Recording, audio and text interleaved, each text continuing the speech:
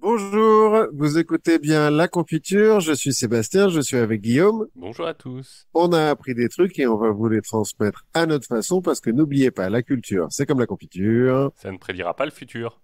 Ah, et ça rime, Ça rime, donc ça doit être vrai.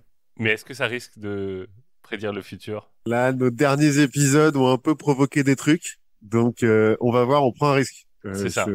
On vous l'annonce là, sur le sujet d'aujourd'hui, on prend un peu un risque. On va voir. Est-ce qu'on est prescripteur à ce point-là? Voilà, acheter des semi-conducteurs maintenant. Voilà. Parce que de quoi allons-nous parler aujourd'hui, Guillaume? Eh bien, si j'ai bien suivi tout ce qu'on allait faire, on va parler d'abord de Taïwan et ensuite on parlera d'un petit pari stupide. Voilà, voilà. Et donc, c'est moi qui commence avec Taïwan. Exactement. Puisque donc, dernièrement, on surfe un petit peu sur l'actualité hein, et qu'elle a tendance à nous rattraper. Donc on essaye de rester Voire devant, à se... devant la Oui, vague. voilà. C'est ça, parce que là, c'est un peu foutu de nous quand même, l'actualité confère la mort de Gorbatchev 2 jours après qu'on en ait parlé pendant l'épisode. Donc, aujourd'hui, on a décidé, hein, parce que c'est toi qui m'as dit, Oui, tiens, pourquoi tu parlerais pas de Taïwan? c'est vrai. On a décidé de prendre les devants et de parler d'un endroit du monde qui, à l'heure où nous enregistrons, en tout cas, hein, est encore en paix. Même si on va pas se mentir, il y a quand même beaucoup de gens qui serrent les fesses là-bas. Hein. C'est ça, c'est assez précaire. C'est un peu précaire, ouais. Et donc, on va espérer qu'on ne sera pas l'étincelle hein, qui mettra le feu aux poudres de l'histoire, parce que La confiture qui fait déborder le vase. c'est ça, puisque nous allons parler de la République de Chine, et donc Taïwan. La seule, l'unique. La seule et unique République de Chine. Non, il y en a deux. Non, peut-être pas. Voilà, c'est un peu le problème. Donc bon, tout le monde est au courant que dernièrement, hein, la situation elle est un peu tendue hein, entre Taïwan et donc l'autre République de Chine, la République populaire de Chine, son gigantesque voisin. En pratique, ça fait un bout de temps que ça dure, hein, depuis 1949 en fait. Depuis que Taïwan est Taïwan. C'est ça. Bah alors pas tout à fait depuis que Taïwan est Taïwan, on va le voir, mais bon depuis un certain temps quand même. Mais dernièrement, les déclarations et voyages d'agrément de certains Américains ont un petit peu jeté de l'huile sur le feu. Et l'ambition du président de la République populaire de Chine vient un peu crisper tout ça, quoi. Oui, puis bon, il y a eu quand même aussi quelques manœuvres militaires chinoises qui ont un peu jeté de l'huile sur le feu aussi. Oui, oui, c'est ça, c'est ce que je mets dans l'ambition du président de la République populaire de De- Chine. Dans le grand wok de C'est la ça, situation taïwanaise, tout le monde rajoute un peu d'huile de soja. tout à fait. Mais comme à la confiture, on n'est quand même pas du genre, nous, à mettre de l'huile sur quoi que ce soit. Vous aurez remarqué que je me suis bien gardé de parler de Taïwan comme d'un pays, hein, Mhm. jusqu'à présent, parce que on s'en voudrait quand même de foutre Winnie l'ourson en rogne. Hein. Et donc, il n'y a qu'une seule Chine. Et puis, si il veut nous envoyer quelques fonds, on est preneur. On peut, oui, cela dit. Si l'ambassade de Chine nous écoute. Et puis, en faisant ça, en fait, on respecte aussi les valeurs de la République, hein, puisque la position officielle diplomatique de la France, c'est qu'il n'y a qu'une seule Chine. Comme le Et rappelait, donc, Taïwan, comme le rappelait la République, c'est moi. c'est ça, tout à fait. Alors, la France n'est pas unique dans ce cas-là. Hein. En pratique, dans le monde, il n'y a que 13 États qui ont des relations diplomatiques officielles avec Taïwan, donc qui considèrent Taïwan comme un pays. Ils sont tous situés en Amérique centrale et dans les Caraïbes. Et le plus gros, c'est le Paraguay. D'accord. Une raison pour ça ou Je pense qu'ils sont à l'autre bout du monde et que du coup, ils se disent que c'est pas très grave. bon, et puis eux, ils Et veulent bien nous parler, donc ouais, voilà. Et puis peut-être que la République populaire de Chine se dit que Trinité et Tobago, finalement, bon, ça va. oui, et qu'ils peuvent pas faire un gros embargo dessus, quoi. C'est pas très Bah, ils pratique. peuvent. Bon, enfin, ça changera pas grand-chose, quoi. Bon, mais alors d'où ça vient cette histoire? C'est quoi Taïwan et pourquoi c'est si important? D'abord, il faut voir que Taïwan, c'est pas uniquement l'île de Taïwan. Enfin, la République de Chine, donc ce n'est pas uniquement l'île de Taïwan. En De pratique, c'est Formose, 160 l'île de Formose, si tu veux, effectivement. Et alors là-bas, on dit Taïwan plus que plus Formose. que Formose. Ouais, on verra d'où ça vient, Formose. Donc en pratique, la République de Chine, donc Taïwan, c'est 168 îles réparties sur 7 archipels. Donc la plus grande, Taïwan, fait presque 36 000 km², donc c'est à peu près la taille des Pays-Bas, Quand même. qui est pas mal. Alors beaucoup de montagnes, hein, quand même, il y a 60% de montagnes. Plus qu'aux Sur, Pays-Bas. plus, oui, Et ça culmine un peu plus haut. Et en gros, ça se trouve à 160 km au sud-est de la côte chinoise. D'accord. Mais les deux îles principales du comté de Kinmen, par exemple, donc qui appartiennent à la République de Chine, donc à Taïwan, se trouvent respectivement à 5 et 10 kilomètres de la Chine continentale. C'est Noirmoutier, quoi, si tu veux. Oui, c'est ça. On aurait, On y va à la on nage, aurait quoi. pu faire un pont. Voilà, c'est ça. Bon, on a aussi toute une tripotée d'îles coralliennes, dont certaines sont à peine plus grandes que mon jardin, hein, dans la mer de Chine, en gros. Dans la mer de Chine méridionale même, parce qu'en fait, la mer de Chine, c'est plusieurs. Comme par exemple les îles Spratly, qui sont en pratique plus proches des Philippines que de Taïwan, enfin de Formose, ou de la Chine d'ailleurs. Il se trouve aussi que géologiquement, l'île de Taïwan, c'est considéré comme une continuité de l'archipel japonais. Et les îles d'Okinawa, Ryukyu et tout, effectivement, vont presque jusqu'à Taïwan. Ce qui a donné un petit peu des idées aux Japonais. On va y revenir. Ils ont souvent ce genre d'idée, hein. Ouais, c'est ça. Mais on va y revenir un peu plus tard. Pour les îles Spratly, là, d'ailleurs, et certaines autres îles donc, qui sont au milieu de rien, hein, mais Spratly, qui posent un... c'est le nom d'un local, j'imagine. Oui, sûrement. Elles ont plusieurs noms différents. J'ai gardé Spratly parce que c'est plus facile à Parce que prononcer. c'est celui que tu sais prononcer. Voilà. En fait, en dehors de l'ego de Winnie l'ourson, on a un petit peu un problème d'eau territoriale avec tout ça et d'accès aux ressources qui sont dans ces eaux. Alors la pêche, bien sûr, mais aussi le gaz et le pétrole qu'on a trouvé, par exemple, aux alentours des îles Spratly. Et pour essayer de récupérer le bousin, la Chine continentale, donc la République populaire de Chine, a construit une série d'îles artificielles sur des récifs. En fait, ils ont ramené plein de sable. Ils ont appelé ça la Grande Muraille de Sable. Ils y ont construit des aéroports, des immeubles et tout, en disant, bah voilà, C'est chez nous. nous, on y habite, c'est chez nous, donc on a le droit de faire ce qu'on veut dans l'eau. Non? Parce que les îles Spratly, la plupart, il y a rien dessus, quoi. Bah, Enfin, tu il vois, y quand avait c'est- rien. Maintenant, il y a des aéroports aussi en face et... Non? Non, non, non, parce qu'elles sont trop petites. Enfin, Ah tu oui. vois, genre, tu peux rien mettre dessus, quoi. C'est trois bouts de cailloux qui dépassent à peine de l'eau, quoi. Mais la Cour permanente d'arbitrage de La Haye considère que c'est pas une façon de faire, qu'on ne construit pas des îles sur les eaux territoriales de ses voisins pour récupérer les eaux territoriales. Donc non. Et donc, les gens qui habitent là-bas, ils sont sur les îles, ils sont chinois finalement? Enfin, oui, ils sont chinois de toute façon, quel que soit le point de vue. Quel que soit le point de vue, ils sont chinois. En fait, sur les îles Spratly, j'ai pas trouvé s'il y avait vraiment des habitants. Et sur la grande muraille de sable, bah il y a des gens qui bossent et qui doivent y vivre un petit peu parce que c'est un peu loin de tout, mais tu vois, genre il n'y a pas une longue tradition Oui, non, mais bien sûr. Mais de du vie coup, là-dessus. ils vivent, c'est une enclave en fait. Ouais, un peu si on veut. Enfin, je pense que bon, là, la Oui, police, le commissariat de police sur les îles Spratly, bah n'existe pas. Parce que encore une fois, j'ai même pas trouvé s'il y avait un bâtiment parce sur que les îles encore. Spratly. Oui, mais sur la muraille de sable non plus, il y a peut-être pas de commissariat, puisque de toute façon, c'est la République populaire de Chine et que là-bas, les gens savent se tenir. Tout à fait, parce qu'ils sont notés. Il y a des chances qu'il y ait que des militaires en fait, hein, en pratique. Bon, mais on n'est pas là pour faire de la géographie non plus, hein, parce que c'est comme une sous-science. Donc, on va revenir à l'histoire. Ça, Voilà. c'est pour nos amis géographes. On doit bien avoir des géographes qui nous écoutent. Puisqu'on avait des botanistes. Voilà, on n'a pas encore parlé botanique là, mais Non, mais non, ça fait longtemps qu'on a, la prochaine fois. On d'accord. reparlera un petit peu de botanique. Bon, donc, historiquement, d'où ça vient, ce problème entre Taïwan et la Chine? Tu me connais, j'ai voulu mettre un petit peu de contexte et Mhm. donc revenir aux origines de la chose.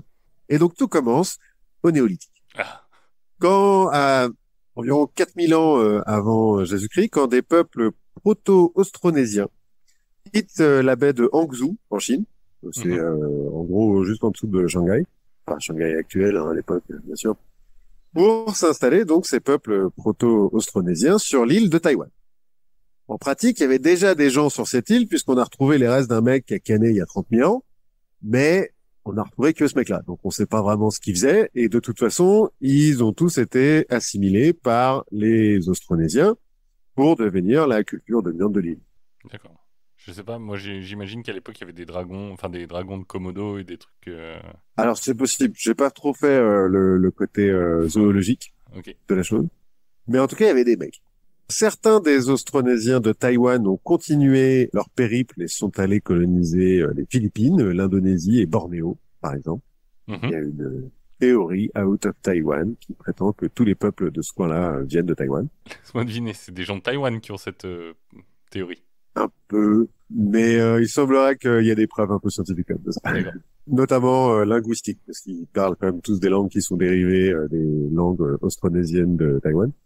Bref, il y a les autres Austronésiens sont restés sur Taïwan et au fil des temps créé différentes tribus qui vivent en harmonie avec la nature, dans la jungle taïwanaise. D'accord. Ah oui, c'est vraiment la jungle. Ah ouais. Taïwan, c'est 2000% d'hydrométrie, 24 000 degrés par jour. Enfin, D'accord. c'est la jungle, les mecs qui vivent à poil, ça va très bien, quoi. Ok. Et ça dure pendant environ 6000 ans. D'accord.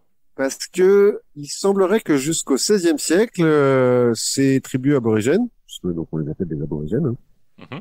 ont pu vivre peinards sur leurs îles parce que l'Empire du Milieu, qui est sec, l'île est là, hein, elle est quand même pas très loin, donc tu la vois, tu vois. Mais les Chinois se sont dit, bon, en fait, on s'en fout, on a déjà beaucoup à faire chez nous. Ouais, et puis des autres îles avec la jungle, il y en a partout. Oui, voilà, c'est ça. Une île de plus avec de la jungle et des montagnes, merci, mais vous pouvez la garder. Hein, merci les sauvages, mais c'est bon.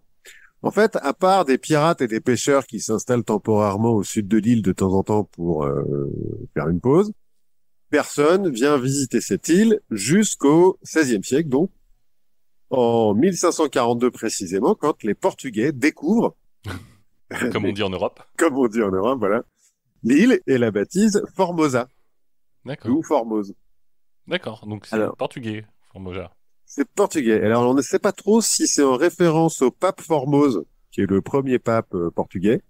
Et le Enfin, premier à s'appeler Formose. Le seul d'ailleurs. peut-être le seul J'ai- mec qui s'appelait Formose. Alors, peut-être qu'il a changé de nom quand il est devenu pape, cela dit. Il Ah était oui. cardinal Formose, tu vois. D'accord, ouais, il est devenu Benoît un truc ou Jean machin, Ouais, quoi. ou Pie III, Ouais. ouais. C'est soit ça, soit parce que Ilha Formosa, ça veut dire belle île en portugais, et ils ont dû trouver ça joli. Ok, c'est mignon. À côté, C'est il y a mignon. l'île Alors, cela mignonne dit, Enfin, on a Belle-Île en mer, hein. Je veux dire, c'est pas plus con comme nom, cela dit. oui, complètement. Alors, cela dit, ils se sont pas arrêtés, hein, les mecs, parce que ils étaient en route vers le Japon, ils ont vu une île, ils ont fait, oh, elle est jolie, hein, ouais, super, tiens, note ça, Mets un bout de drapeau, on dit que c'est à nous. Ah non, même pas. Ils essayent même pas de dire que c'est à nous. Juste, Ah, le mettent sur une carte. ah oui, C'est une jolie île. c'était La jolie île. c'était joli, mais pas suffisamment pour que on vienne y mettre notre drapeau. Ouais, voilà. À la fin du XVIe siècle et au tout début du XVIIe, les Japonais vont envoyer 3 expéditions vers Taïwan qui vont systématiquement se faire bolosser par les aborigènes. Donc, ils vont plus y aller, les Japonais. Parce qu'ils se disent que, voilà, c'est quand même un petit peu la honte. Parce que c'est joli, Et mais bon, puis, les gens sont un peu chiants.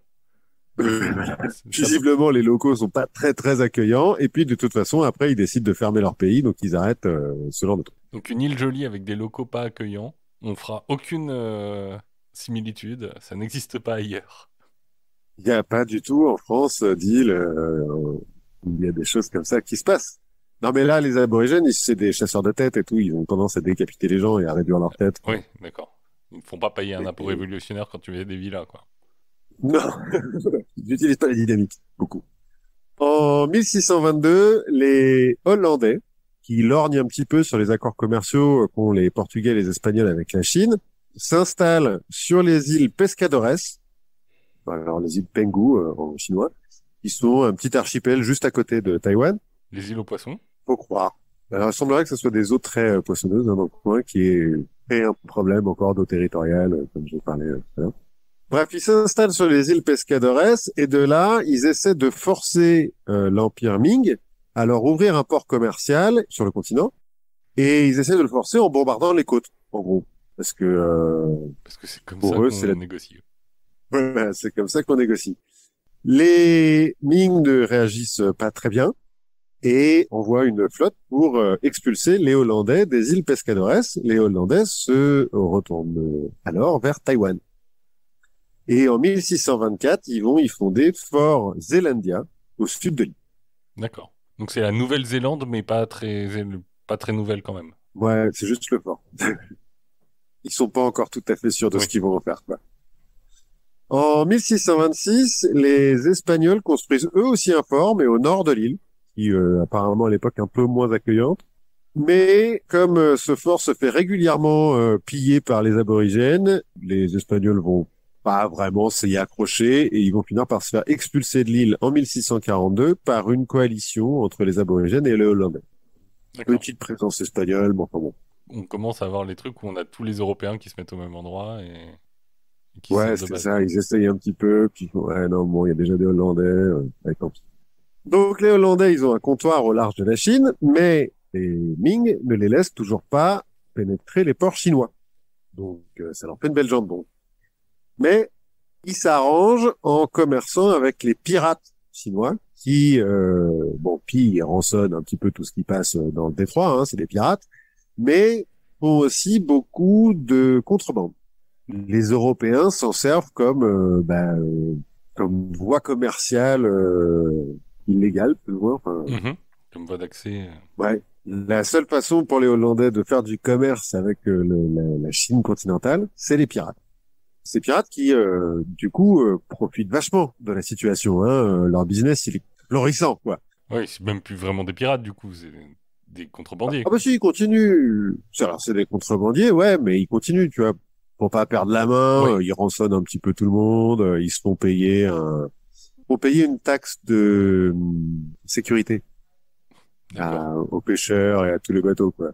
Des bons pirates, quoi, tu vois. Et c'est plus ou moins accepté, en fait, par les Ming, parce que, bon, ils ont besoin quand même un petit peu de certaines des marchandises européennes, et ça fait longtemps qu'ils font ça avec le Japon aussi, avec qui ils sont pas censés commercer, mais enfin Mais bon, bon, voilà. de temps en temps, il y a des trois trucs qui passent. Ah, il se trouve qu'au Japon, il y a des mines d'argent, et que à l'époque, en Chine, on est très friand d'argent métal. Donc il faut bien le faire rentrer d'une façon ou d'une autre, quoi. Oui. Déjà, ça me permet de s'arranger avec la réalité, puis on a vu que les pirates étaient assez puissants aussi en Chine à certains moments. Ben justement, le chef des pirates à l'époque, c'est un certain Zheng Zilong, un type qui est originaire de Fujian, c'est la province en Chine qui est en face de Taïwan, qui s'est barré de la maison familiale à 18 ans pour s'engager dans la marine marchande, qui a vécu à Macao où il s'est converti au catholicisme et a pris le nom de Nicolas Gaspard, Voilà. qu'il l'a pas gardé très longtemps parce qu'ensuite il est parti au Japon où il s'est marié et il a eu un fils avec une japonaise, et avant de s'engager dans la piraterie. Et en 1625, le chef des pirates de l'époque meurt, et donc Zenzilong reprend la couronne, si on Mhm. veut, et c'est le roi incontesté des pirates en mer de Chine. Il commande 400 jonques et 10 000 hommes.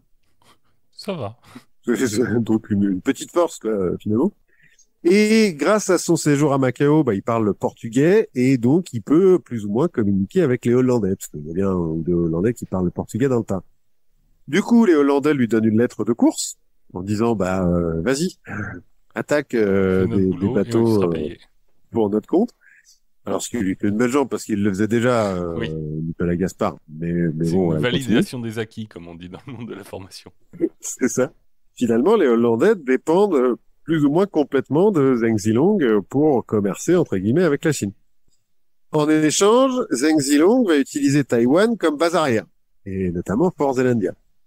Et pendant un petit moment, ça va à peu près. Mais comme ni la VOC, la Compagnie des Indes orientales hollandaises, ni les pirates, finalement, sont vraiment dignes de confiance pour ce genre d'accord, ils se trahissent sans Régulièrement. arrêt.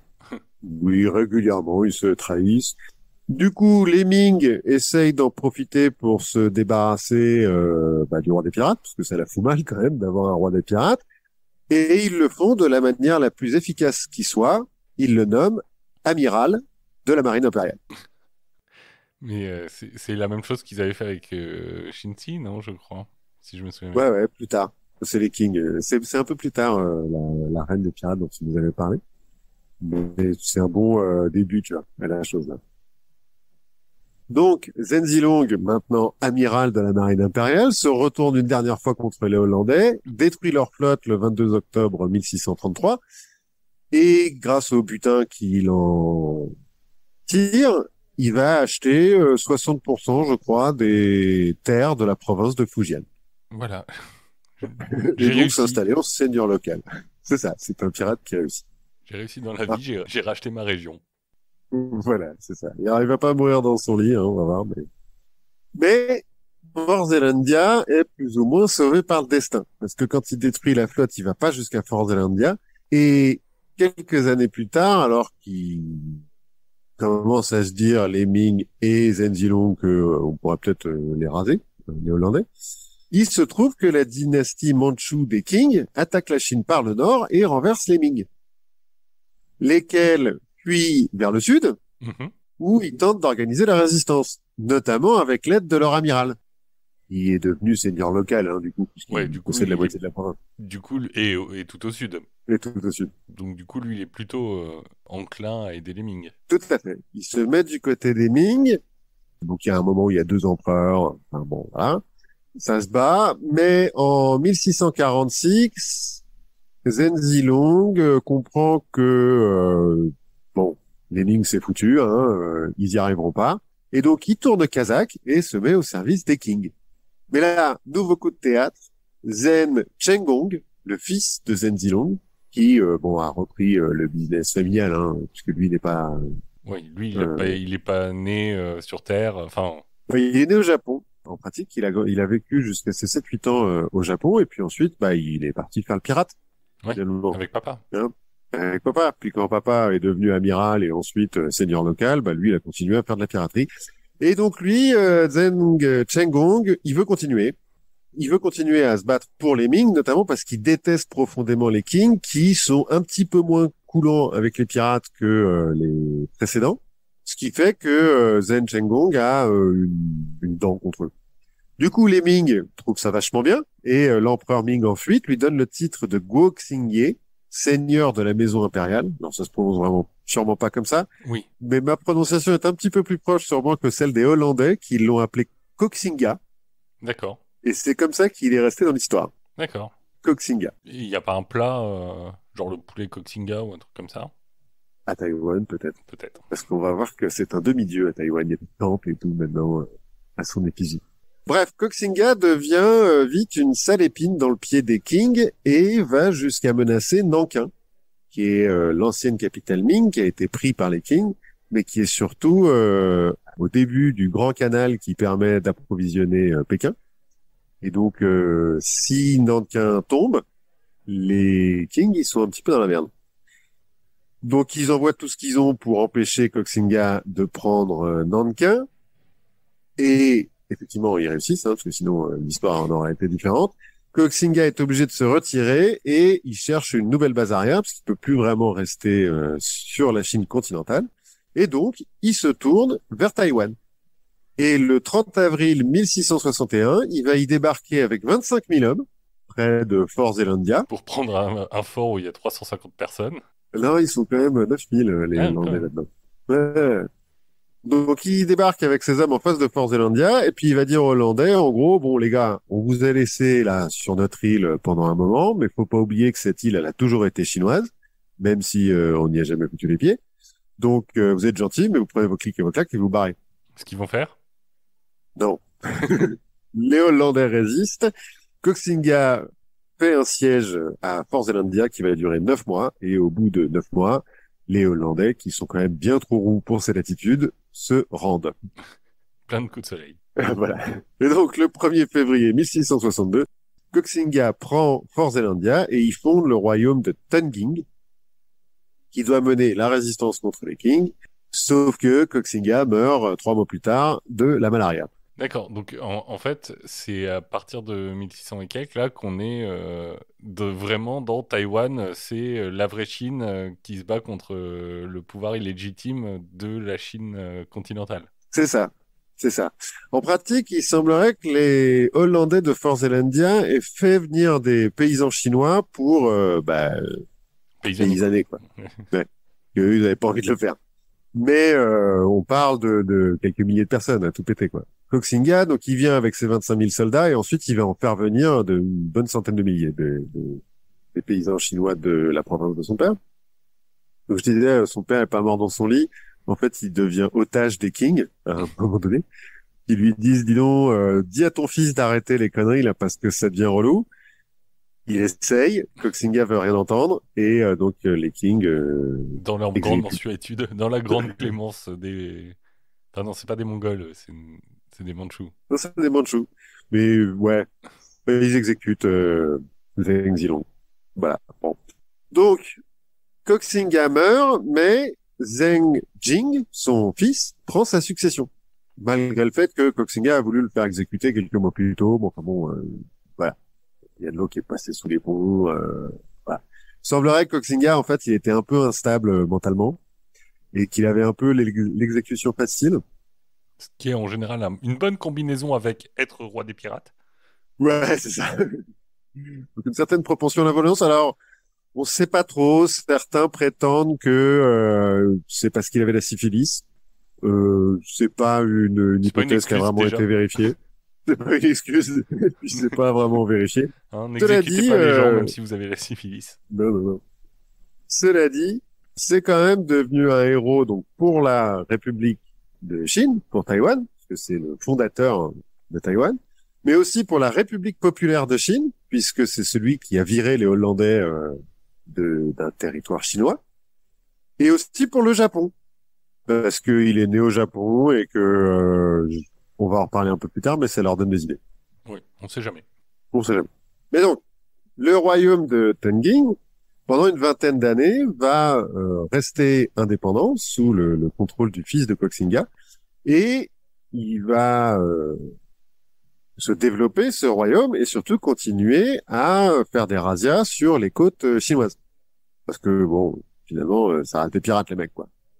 Hein, ils sont beaux se battre pour la résistance, ça reste des pirates. Les Qing réagissent avec la mesure qui les caractérise en ordonnant l'évacuation totale de tout le littoral en face de Taïwan.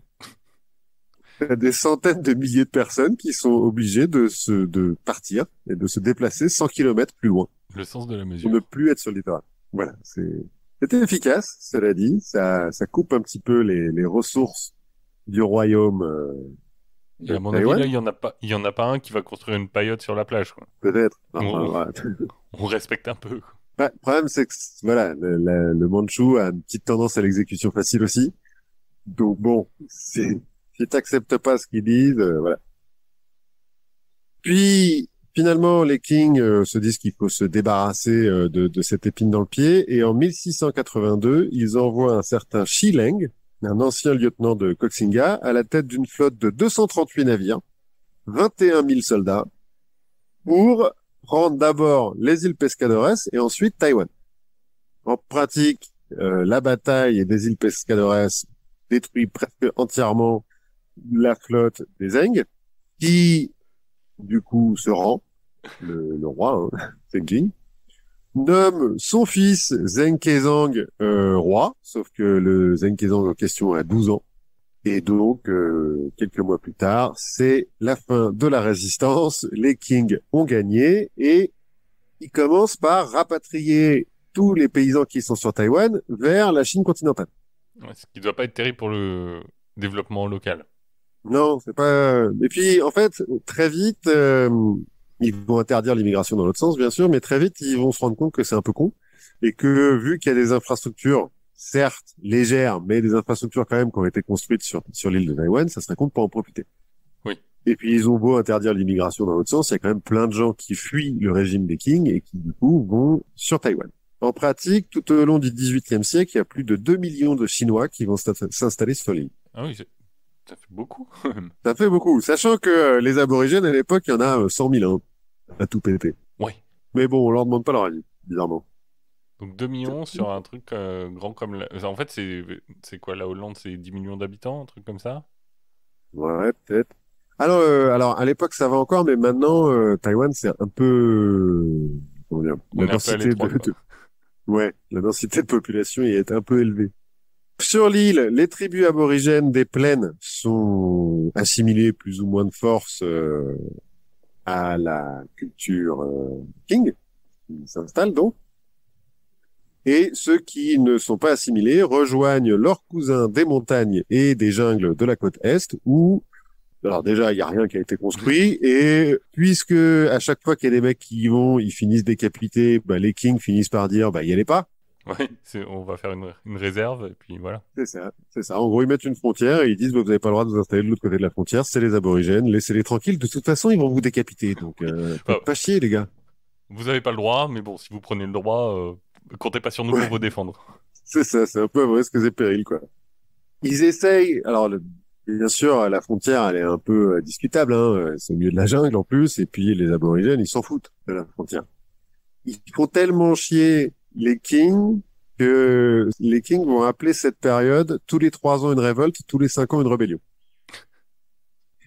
Les aborigènes sont, comment dire, accueillants. Et entre-temps, une grève de la SNCF. C'est ça. Alors, il n'y a pas encore de train, on va voir quand est-ce que le train arrive. Et puis, en 1871, bon, donc, tout se passe plus ou moins bien, hein, mais en 1871, un navire du royaume de Ryukyu s'échoue sur la côte est de l'île et, comme d'hab, la majorité de l'équipage se fait tronçonner par les aborigènes.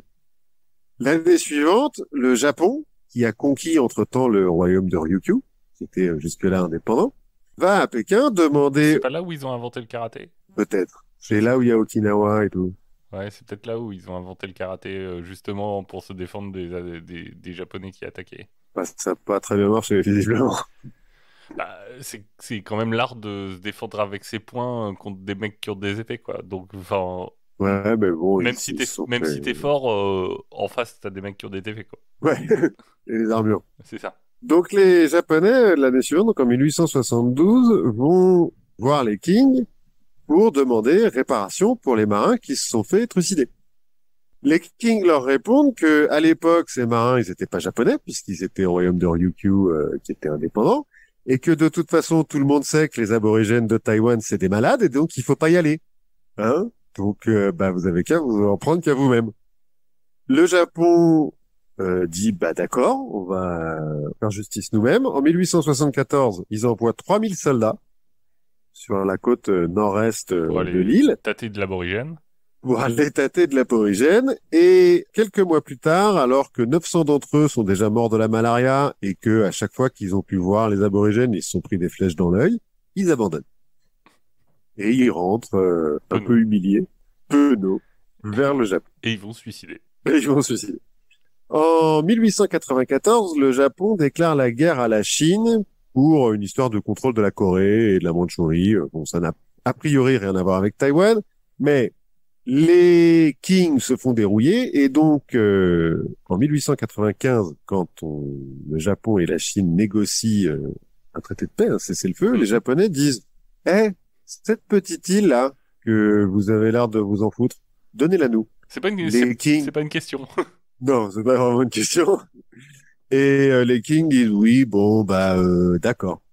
Et donc, à partir de 1895, l'île de Taïwan et les îles Pescadores sont annexées par l'Empire du Japon. D'accord. Les notables taïwanais, qui se sentent un petit peu trahis par les Kings, fondent la République de Taïwan pour organiser la résistance. Bon, sauf quand elle ne survit que 5 mois, cette République de Taïwan, parce que les Japonais font pas trop dans la dentelle face à une résistance armée. Mais les colons chinois et les aborigènes vont continuer à se révolter régulièrement, bah, tous les 3 ans une révolte, tous les Mhm. 5 ans une rébellion, contre l'envahisseur japonais. Au début, ça leur coûte tellement cher aux Japonais de maintenir l'ordre. Enfin, il y a plus de soldats japonais qui vont mourir pendant les premières années de l'occupation de Taïwan que pendant la guerre contre les Chinois en 1894. Ça leur coûte tellement cher qu'en 1897, ils vont débattre de la possibilité de vendre Taïwan à la France. En mode, oui, si, je vous jure, c'est hyper bien. Hyper Vous êtes cool. déjà au Vietnam, c'est pas loin, vous saurez vous y faire. Je suis sûr qu'on peut faire pousser du vin. Voilà, pas de problème. Bon, ça ne se fait pas. Et Taïwan devient la première colonie japonaise en Asie du Sud-Est. Et les Japonais essayent d'en faire une colonie modèle, et donc la gèrent comme toutes les colonies sont gérées dans le monde à l'époque, qu'elles soient japonaises, françaises ou anglaises. Donc citoyens de seconde zone, assimilation forcée, police partout, justice nulle part, tout ça quoi. Mais ils ont construit des chemins de fer. Donc finalement ça va, hein? Hein, les bienfaits de la colonisation. C'est ça. Non mais c'est exactement pareil. Hein. Je détaille pas parce que c'est vraiment exactement la même chose. Les Chinois vont assez vite arrêté les rébellions au bout d'une dizaine d'années, notamment parce que les Japonais leur donnent des avantages.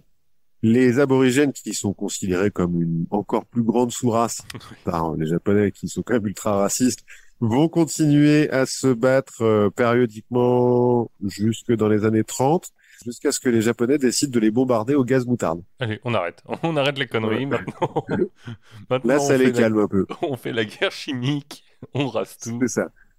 On est en 1930, hein, donc il y a déjà les accords de Genève et Oui. tout. T'as l'opinion publique internationale qui est là genre, ah, les Japonais, vous n'avez pas le droit, c'est dégueulasse. Les Japonais font, ouais, mais c'est les aborigènes, donc tout Oui, le mais bon. monde... Allez Ouais, leur parler sinon. Hein. c'est ça. En- Alors, parlez, vous verrez. Envoyez la Croix-Rouge si vous voulez sur place. Toujours est-il, ils se calment un petit peu, les aborigènes. À partir de 1937, le Japon repartant en guerre contre la Chine, hein, finalement, l'île de Taïwan est contrôlée par les militaires, donc ça étouffe bien toute tentative de rébellion. Et Taïwan prend sa place dans la machine de guerre japonaise. Il va prendre son lot de bombardements par les Américains pendant la Deuxième Guerre mondiale. Mais jusque-là, Euh, jusque-là, ça reste une petite île de peuplement et de paysans, non? alors, de peuplement pour les Chinois, mais pas pour les Japonais, vraiment. Les D'accord. Japonais, il y en a 300 000 qui vont venir sur l'île, en gros. Il y a 7 000 soldats qui vont mourir, je crois. Mais je veux dire, ils construisent pas d'usine. Ici, ils construisent quelques usines, D'accord. notamment pour fabriquer des armes. Ils continuent le développement des terres agraires qui avaient Mhm. commencé les Kings et le développement de l'irrigation, des trucs comme ça. Ils construisent des chemins de fer et des usines dans lesquelles ils font bosser les Chinois et les Aborigènes, colonie, quoi. Ouais. Et les managers sont japonais, mais c'est tout. En fait, en gros, les Japonais sur l'île, c'est soit des flics, soit des soldats, soit des managers. Donc il y a quand même 7000 Japonais qui vont mourir pendant les 40 ans de résistance, au moins le double côté taïwanais. En fait, ils n'ont pas vraiment Oui. compté côté taïwanais, mais c'est sensiblement supérieur. Puis j'imagine que côté aborigène, l'état civil est assez lâche. Oui, c'est plus compliqué. Cela dit, c'est pas des batailles rangées hein, contre les aborigènes, c'est surtout de la guérilla dans la Oui. jungle. Cela dit, l'armée japonaise va se rendre compte que les aborigènes sont quand même vachement forts pour se battre dans la jungle, et donc ils vont les enrôler dans l'armée, dans des unités spéciales commando, donc des unités de guérilla spécialisées dans le milieu jungle. Et l'un d'entre eux, l'un de ces soldats aborigènes de l'armée japonaise, va continuer la guerre tout seul sur une île indonésienne jusqu'en décembre 1974. Donc c'est un pote Soit d'Onoda. 9 mois de plus. C'est 9 mois de plus que Hiro Onoda. Et ce mec-là ne parlait ni japonais ni chinois. Ce qui est encore plus compliqué pour lui dire d'arrêter. C'est ça. C'est ça. Mais donc en décembre 1974, on a retrouvé sa cahute quelque part sur une île. On lui a dit c'est bon vieux, tu peux arrêter. Attends, on va te trouver un aborigène qui n'existe plus. C'est ça. À la fin de la Deuxième Guerre mondiale, comme négocié par Chiang Kai-shek à la conférence du Caire en 1943, le Japon rend Taïwan à la Chine et 90% des 300 000 Japonais vivant sur l'île sont rapatriés vers le Japon. Donc tu vois, c'était pas vraiment une Oui. colonie de peuplement pour les Japonais. Mais il y en a qui restent. Il y en a quelques-uns qui restent. Les Japonais avaient fait la même chose quand ils ont pris Taïwan. Ils ont proposé aux Chinois de repartir sur le continent. Mais il y en a à peine 5% qui sont partis. Vu la propension des locaux à se révolter, le Kuomintang de Chiang Kai-shek place immédiatement Taïwan et toutes les îles contrôlées par les Japonais avant sous contrôle militaire. Parce que ça a tellement bien marché avant que on garde la même solution. Le Kuomintang, il a pas grand-chose à envier aux Japonais, hein, côté, Côté on est un petit peu négociation vénère. et Clémence. Voilà. Et en fait, ils ont plutôt bien fait de faire ça parce que un an après la fin de la Deuxième Guerre mondiale, la Chine reprend la guerre civile qui avait été un petit peu arrêtée par l'arrivée des Japonais entre les communistes et donc le Kuomintang. Et début 1949, il est clair pour tout le monde que les communistes vont gagner et que donc si Chiang Kai-shek et le Kuomintang veulent résister, il faut qu'ils trouvent une autre base arrière. N'écoutant que son courage, Chiang Kai-shek démissionne de la présidence du Kuomintang et de la République de Chine et se barre vers Taïwan avec un peu plus de 100 tonnes d'or et environ un demi-million de soldats. Donc c'est Coxing Abyss. Un petit peu, ouais, si on veut, c'est ça. Il reprend. Alors, il prend aussi d'autres trésors, un petit peu des objets, certains un peu chelous. Ah bon? Vous chercherez si vous voulez. Ouais, il y a une espèce de un rocher en forme de chou, mais c'est de la jade en fait, donc c'est quand même un peu précieux, mais c'est un rocher en forme de chou, quoi. Si, si, je vous jure, c'est important. C'est hyper précieux, les gars. Il y a un bol aussi en jade. Enfin, bon, des trucs qui sont là, tu fais. Ah bon? En partant de Chine, c'est le seul truc que vous avez pensé à prendre. Plutôt que le Ok. même poids en munitions ou... Ouais, c'est ça. Ok. En octobre 1949, la Chine continentale est totalement aux mains des communistes et Mao fonde la République populaire de Chine. Et 1,5 million de partisans du Kuomintang supplémentaires sont évacués vers Taïwan. Et la dernière ligne de résistance des républicains, enfin du Kuomintang, s'installe sur l'île de Kinmen, dont j'ai parlé au début, celle qui est à 5 kilomètres des côtes, Mhm. s'installe avec 7455 mines terrestres. Ils vont mettre partout sur la plage et des tanks américains que les Américains leur ont prêtés, parce que voilà, c'est pas quoi en faire. D'accord. Donc ils s'installent là, mais ils peuvent pas repartir non plus. Bah, c'est-à-dire que les mines sont du côté de la Chine, quoi. Ouais, mais à un moment, eux, s'ils veulent aller vers la Chine, c'est pareil. Ouais, mais là, le but, c'est pas vraiment de retourner tout de suite vers la Chine. Pour l'instant, c'est de couvrir les arrières. Il y a quand même 10 000 soldats de l'armée rouge qui vont débarquer sur les îles Kinmen fin octobre et qui va donc, vont, pour la plupart, sauter sur des mines. Ouais, mais tu vois, t'as 7500 mines, 10 000 Ouais, soldats. Bon, bah, tu peux te dire qu'il y en a un sur quatre qui peut passer. oui, mais bon, après, t'as les tanks et puis les Oui, mecs qui sont dans les bunkers, quoi. c'est vrai. Donc, en gros, en 3 jours, les 10 000 soldats se font décimer, là. Et la République populaire est forcée de temporiser avant de retenter l'assaut vers Kinmen puis vers Taïwan, ce qui laisse suffisamment de temps aux mecs pour installer plus de mines. Et surtout, en juin 1950, la guerre de Corée commence et Chiang Kai-shek, qui entre-temps a refondé le Kuomintang sur Taïwan et a bien installé son pouvoir, il n'y a pas de problème, va voir les Américains en leur disant que ça serait quand même dommage de se faire prendre à revers par des communistes depuis une petite île juste au sud de la Corée. Oui. Nous, on est quand même vachement anticommunistes aussi. Et donc le président Truman fait ouais, c'est vrai ça. Bon, bah on va signer un accord, pas de problème. Et donc c'est le début de l'accord de protection mutuelle entre Taïwan et les États-Unis. Mais les États-Unis qui reconnaissent pas Taïwan. Pas comme un pays, non, Pas comme... mais qui la défendent quand même. Parce qu'on n'est pas une hypocrisie près. Ça fait partie du statu quo dont on va parler à la fin. Bref. Il y a donc maintenant une flotte américaine qui défend Taïwan. Et donc, les accords de défense mutuelle sont signés en 1954. Et des soldats américains sont stationnés sur l'île jusqu'en 1965, à la suite jusqu'en 1965. Du coup, la République populaire de Chine se dit, ouais, bon, ok, on peut pas y aller tout de suite, donc on va attendre un peu. Mais nous, notre but, c'est quand même de récupérer toute la Chine. C'est aussi le but de la République de Chine. Hein. Le Kuomintang Oui, veut récupérer toute la Chine. Bon, là, ils peuvent rien faire, mais... oui. Le rapport de force n'est pas complètement équilibré. Non, mais bon. En tout cas, à la création de l'ONU en 1945, la République de Chine, donc le Kuomintang, est officiellement au pouvoir en Chine. Hein. En Mhm. 1945, il n'y a pas encore eu la guerre civile. Et donc, c'est la République de Chine qui acquiert un siège à l'Assemblée générale. Mais en 1971, les choses ont un peu changé. Les Chinois du continent sont un peu engueulés avec l'URSS. Du coup, les Américains disent, ouais, bon, on peut peut-être être potes, du coup. On sait jamais. Et donc, le 25 octobre 1971, l'Assemblée générale de l'ONU vote la résolution 2758 qui intègre la République populaire à l'ONU, parce que jusqu'à présent, la République populaire de Chine ne faisait pas partie de l'ONU, et surtout vire Taïwan. D'accord. Mais parce que pendant 25 ans, c'était Taïwan qui occupait le poste de la Chine. Enfin, le Ouais, siège de la Chine. Ah oui. Donc, ouais. quand même. Pendant 25 ans, la Chine communiste, en fait, n'a pas eu de siège à l'ONU et était un des seuls pays qui n'était pas représenté à l'ONU. Le seul territoire qui n'était pas représenté à l'ONU. Officiellement, qui était représenté par le Kuomintang, en fait, Oui. par la République de Chine à Taïwan. Bon. La résolution 2758, là, c'est marrant parce que c'est quand même à l'initiative des Américains, mais les Américains vont pas la voter. Ils vont voter contre. Mais tout le reste du monde va voter pour. Donc, voilà.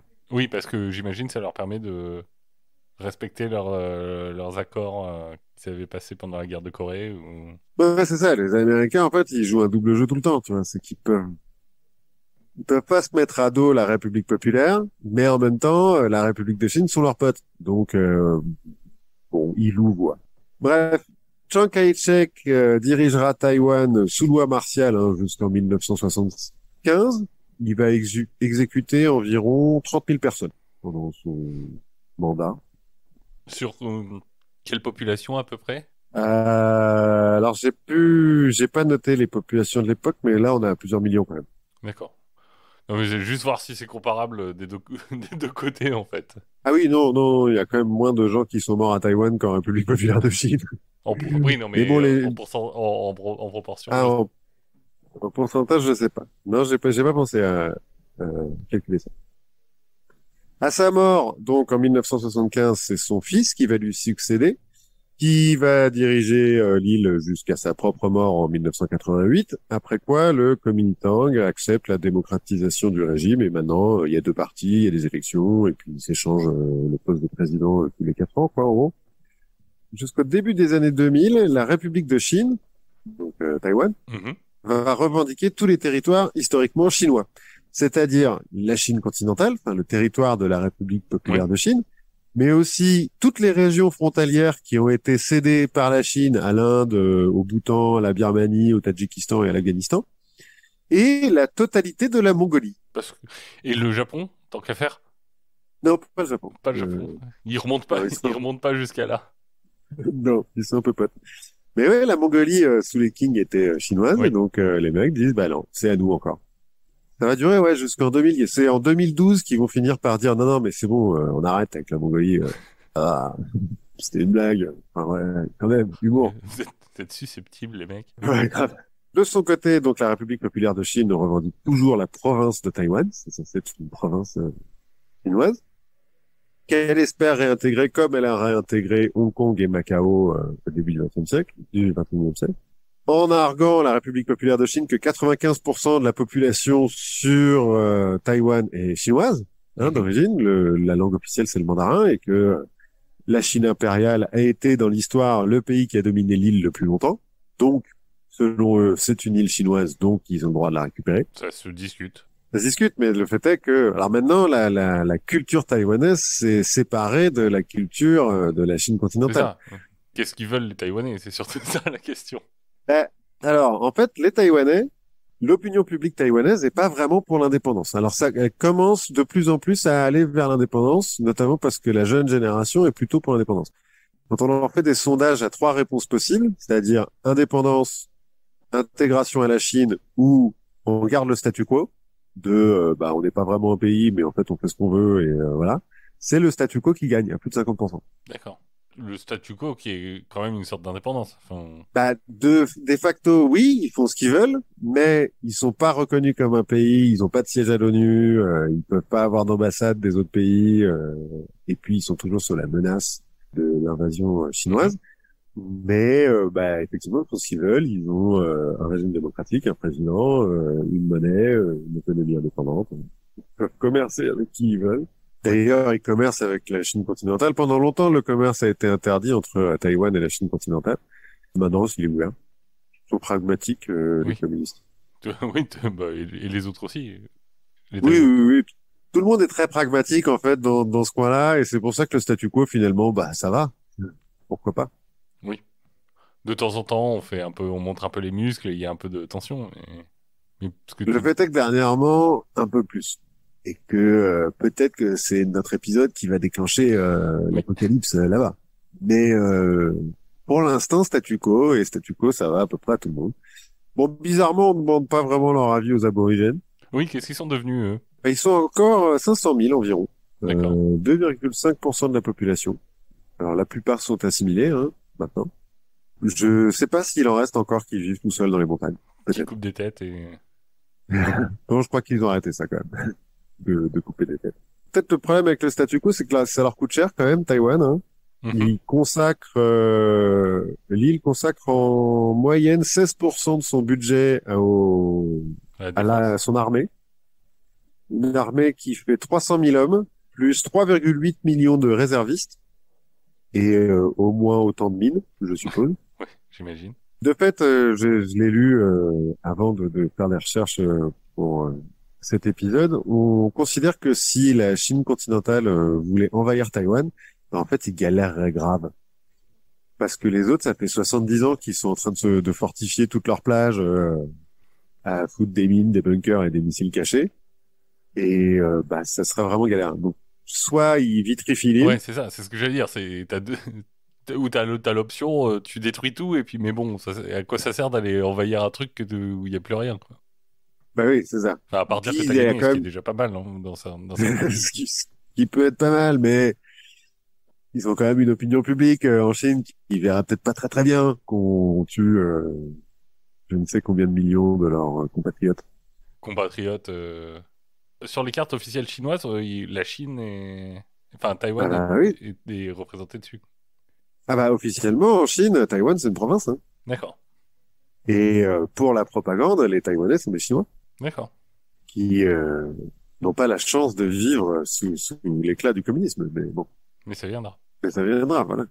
D'accord. Donc voilà, ça vient de loin. Encore une fois, une terre irrédente Et donc, qui n'attend que ce de... que tu nous dis, c'est que la guerre, c'est possible, mais ce serait une connerie de tous les côtés, quoi. Comme souvent la guerre. Bon, oui, a priori, ça serait, enfin, à mon sens, de toute façon, ça serait une connerie de tous les côtés, c'est sûr. Bah, moi, j'avais lu un article hein, qui disait que Oui, ça serait délicat pour la Chine d'envahir Taïwan. Le fait est que l'armée populaire de libération, parce que c'est encore comme ça qu'elle s'appelle, l'armée rouge en Chine, a un petit peu plus de moyens oui. que l'armée de Taïwan, même avec l'aide des Américains, qui vont peut-être pas non plus envoyer, malgré ce qu'ils disent, si effectivement il devait y avoir une guerre, je suis pas sûr que les Américains envoient toute leur flotte. Non, non, c'est peu probable. Voilà. Ni même qu'ils tirent une balle dans le pied dans leur économie en prenant des vraies sanctions. Oui, voilà. Donc, je pense que les fesses continuent à se serrer à Taïwan chez les gens que ça intéresse, mais en fait, pour la majorité de la population, ouais, ils y pensent pas trop, quoi. Et ils vivent avec. Bah oui, c'est vrai que ça a toujours été comme ça, et puis bon, bah ouais, de temps en temps, il y a un missile qui passe au-dessus, quoi. On va continuer à regarder la situation alors, en Et espérant donc, que... Oui, on sait maintenant que c'est à nouveau un pays qui a été fondé par un pirate, encore un. encore, hein. Et que pendant presque 2 siècles, ça a effectivement été une terre chinoise. Moi, je voulais te parler de quelque chose qui... Alors, c'est pas tout à fait un pirate, mais tu vas voir qu'il y a des choses qui vont ressembler par moment. Je voulais te parler de paris un petit peu bêtes qu'on a pu Mhm. faire, parfois sous l'influence de l'alcool ou d'autres substances. Je vois pas ce que tu veux dire. Une sorte de distributeur, des choses comme ça. L'avantage, c'est que bah, souvent, c'est des paris qui restent un peu lettres mortes, qui sont pas grand-chose de Mhm. plus que des paroles en l'air, hein. Mais bon, Mhm. parfois, l'histoire de Paris qui a attiré mon attention, c'est celle d'un certain Thomas Fitzpatrick. Donc notre Mhm. ami Thomas Fitzpatrick, il est né en 1930 à New York. Et c'est le genre de mec qui aime son pays à la mode américaine. Alors, j'ai lu quelque part un article qui parlait de lui, qu'il avait rejoint le corps des Marines et qui s'était battu sur le front Pacifique. Ce qui m'a paru bizarre Ouais. en étant né en 1930. Ouais, il s'est battu jeune, ouais. Ouais, c'est Euh, il s'est battu très jeune. Mais bon, en tout cas, ce qui est sûr, c'est qu'il est rentré dans les Marines, que à la fin des Marines, il s'est dit, la bagarre c'est cool, je vais continuer. Et donc à la fin des Marines, il s'engage dans l'armée régulière mhm. Mhm. et il recevra une Purple Heart suite à une blessure pendant la guerre de Corée. Ah oui, donc il va quand même au front, quoi. Oui, Un oui, mec qui s'est battu. il va quand même au front. D'ailleurs, quand il va retourner à la vie civile après ça, il va en 26 ans, il revient vers New York, bah, il s'ennuie un peu. Il faut qu'il Mhm. trouve ce qu'il va faire dans sa vie maintenant qu'il peut plus tirer sur des gens. Et donc, il va s'intéresser au pilotage et passer sa licence de pilote. Ça lui Le permettra aussi de pilote, trouver... Oui, le pilote d'avion. de pilote d'avion, exactement. Oui, pas la Formule 1. Non. Et il va aussi trouver un boulot qui va occuper, à l'époque qui nous intéresse, donc en 1956, il est technicien de maintenance aéronautique. Voilà, Pas mal. à peu près qui est notre bonhomme, et ça va nous permettre de comprendre un peu les faits. Donc on est le Mhm. 30 septembre 1956, dans un petit bar de Washington Heights, dont l'histoire a perdu le nom. Washington Heights, c'est un quartier de Harlem, Mhm. qui est en face du New Jersey. Mhm.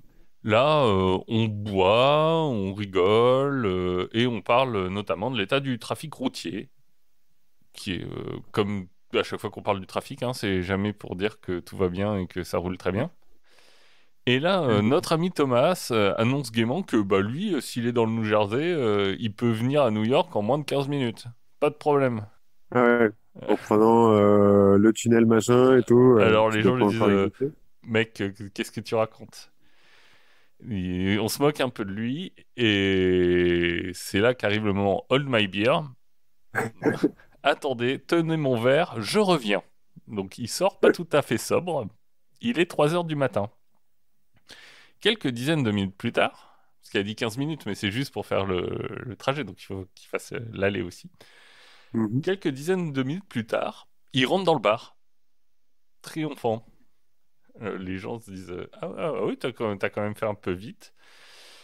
Ils sortent avec lui dans le bar pour découvrir, bien garé devant le bar, son avion. Ah ouais, parce qu'il ouais, il aurait pu juste passer une demi-heure dans la ruelle derrière, revenir en disant je suis allé dans le New Jersey, quoi. Non, Il non, a ramené une preuve qu'il est allé bah, il a ramené son avion. un avion. Oui, bon. Il avait prévu d'atterrir dans un parc pas très loin, mais vu Mhm. que c'est la nuit, les parcs c'est pas hyper bien éclairé, donc il voyait rien.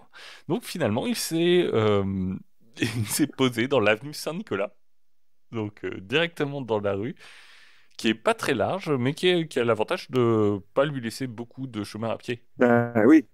Trop qu'à Et, trop qu'à euh, faire. Les riverains vont être tellement étonnés que pour le coup, ils penseront que l'aéronef a été juste amené là par camion, hein, pour faire une blague. personne croit qu'il a vraiment Bah, atterri ici. alors, faut se dire que se poser dans une rue relativement étroite de New York, en évitant les voitures, en évitant les immeubles, en évitant les lampadaires. Alors, le New York Times veut parler d'un exploit aéronautique. Mhm. Le sergent de la police de l'air, qui est chargé de l'enquête, dira que réussir un tel atterrissage, c'est de l'ordre d'une chance sur 100 000. Ouais, mais quand t'es bourré, ça fait une chance sur un million. Et Et une donc, ça chance à un fait une chance million, sur deux. et une chance à un million, ça fait une chance sur deux, c'est ce que j'avais écrit. Ouais. Au final, le propriétaire de l'avion, ouais, parce qu'en fait, c'est pas son avion vraiment à lui, hein, c'est plutôt un avion qu'il a trouvé là sur le tarmac à 3 heures du Ah, matin, en plus, il a volé un avion. Ok, cool. va pas porter plainte. Il va dire, bon, respect, mec. Tu me ramènes mon avion et puis on te dit rien. Et le juge sera impressionné par la précision du geste, au point finalement de ne lui donner qu'une amende de 100 dollars. Ah, ça va. Ce qui fait 1000 dollars de nos jours, hein. Ouais, mais il avait fait un pari avec les mecs du bar, donc ça se trouve, il les avait gagnés, les sommes-là. Je pense que c'est vraiment un pari pour dire genre ah ouais, pas cap. Ouais, d'accord. Il n'y avait même pas de blé, quoi. Il a même pas gagné du fric, cette Non. histoire. Bon. 2 ans plus tard, notre pilote est encore dans un bar parce qu'il aime bien ça.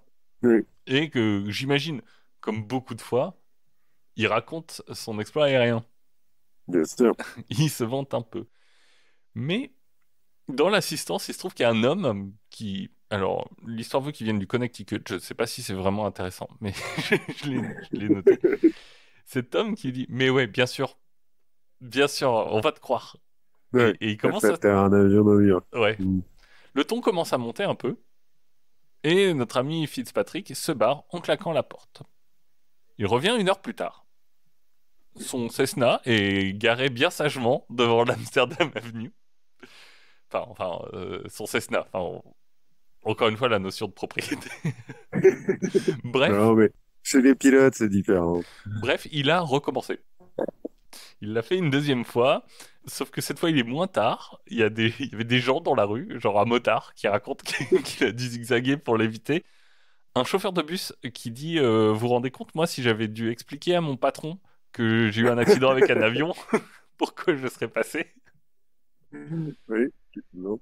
Cette fois-ci, Fitzpatrick fait un peu moins le malin, hein. Il s'est barré et il se rendra à la police que le lendemain.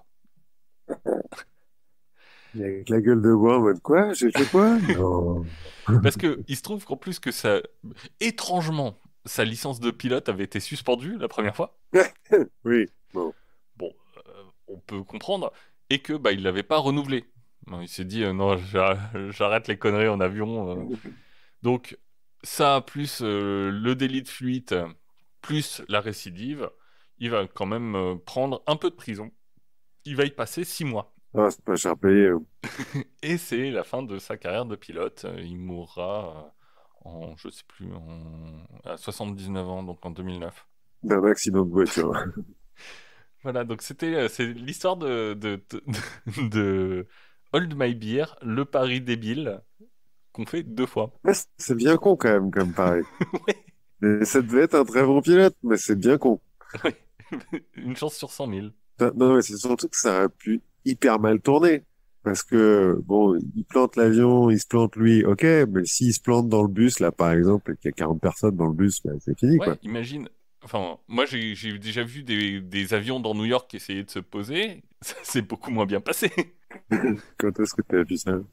Ouais, en septembre, Ah, oui, il y a une une vingtaine vingtaine d'années. d'années. Ouais, mais ils avaient raté l'avenue. C'est ça. Mais oui, imagine, c'est même pas un bus où il y avait. En fait, au début, la première fois, il s'est dit, tiens, je vais me poser sur la cour d'une école.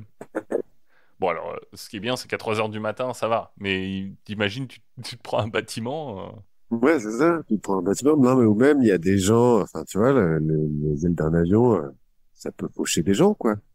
Oui, Ou s'il avait raté son freinage, il se rentre dans un immeuble, ouais, ça aurait pu être vachement plus grave, quoi. c'est peut-être Heureusement que, le dieu des gens sous. c'est ce que j'allais dire. Heureusement que Dieu veille sur les alcooliques, pour les empêcher de faire trop de bêtises. Ouais, mais il vaut mieux s'empêcher soi-même de faire ce genre de bêtises si vous nous écoutez. Ne volez pas d'avion. Oui, alors ne volez pas l'avion et c'est peut-être pas tout le monde n'est peut-être pas au courant, mais si on n'a pas le droit de boire avant de conduire des voitures, on n'a pas le droit de boire non plus avant de conduire des avions. Eh ben, je sais pas, en fait. Ah, si, je crois que c'est quand même bien interdit, hein. De manière générale, t'as pas le droit de faire grand-chose quand t'es bourré, hein. Légalement, non, c'est vrai. Oui. Enfin, si, t'as le droit de t'enrôler dans l'armée, par exemple. Oui, ça tu peux, c'est vrai. Enfin bref, en attendant, on était à jeun, on a appris plein de trucs, On en a appris énormément de choses. et on se retrouve la fois prochaine. En attendant, n'hésitez pas à nous laisser des commentaires, à laisser des notes, plein d'étoiles. N'hésitez pas à écouter les autres podcasts du label Podcut. Il y a deux nouveaux qui sont sortis. Si, si, je te jure. On a un podcast qui s'appelle Sur un air de Rumba, qui Mhm. décrypte l'actualité de Danse avec les stars. Et on a un podcast qui s'appelle Choix-Pitre, qui est dans la lignée de Watchlist, qui est un podcast de recommandations littéraires, Ah, qui est fait collectivement par les gens du label. Voilà, donc n'hésitez pas, et puis nous on se retrouve la prochaine fois. ouais, à la prochaine fois.